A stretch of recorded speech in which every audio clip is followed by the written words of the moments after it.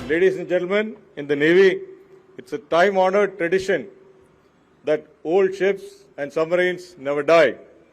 In keeping with that spirit, this submarine in front of us is a reincarnation of erstwhile Vagir, which served India and the Indian Navy for 3 decades. A committed sentinel defending our nation's interest in the maritime domain.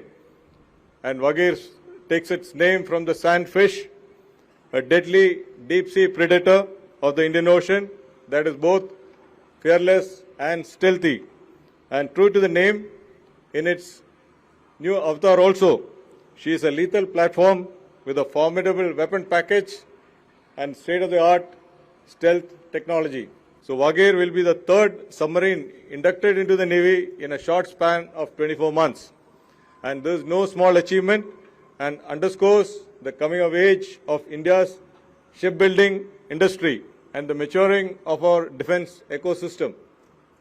It is also a shining testimony to the expertise and experience of our shipyards to construct complex and complicated platforms.